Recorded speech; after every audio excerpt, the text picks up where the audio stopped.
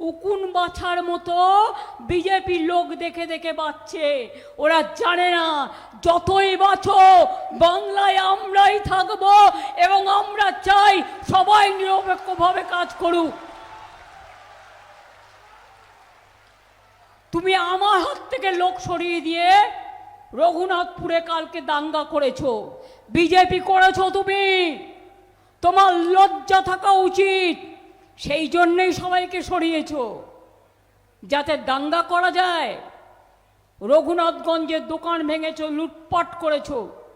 বন্ধু, একটা শিব মন্দির ভাঙলে সেটা নিয়ে বিজেপি কত নাটক করে, ভাঙা উচিত না।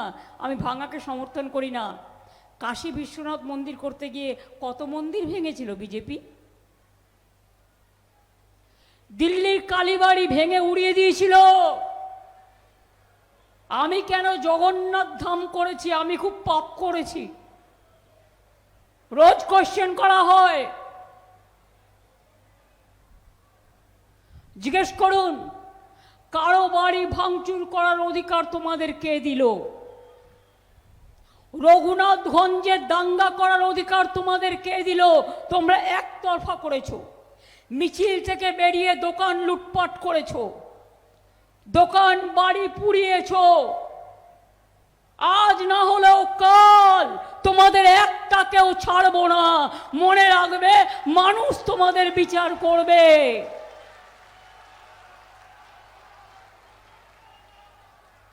আমি দুঃখিত, আমি ক্ষমা চাইছি বেহালায় সেই সব দোকানদারদের কাছে। ববি মেয়র থাকলে কি হবে?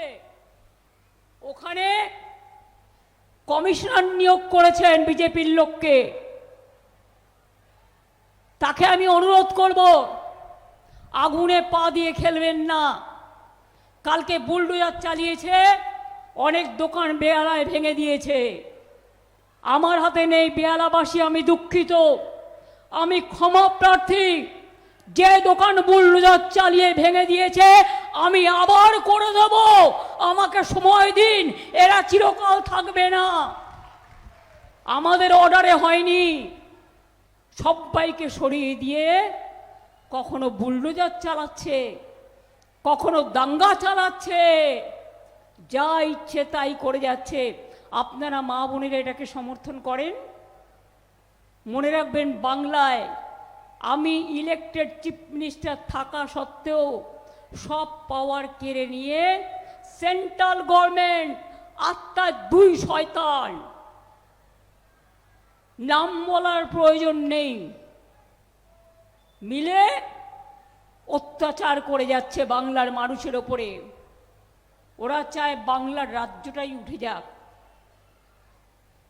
এখানে যারা আপনারা আছেন চিরকাল, যদি ওরা কোনোদিনও আসবার চেষ্টা করে সবাইকে তাড়িয়ে দেবে, সবার ওপর বুলডোজার চলবে।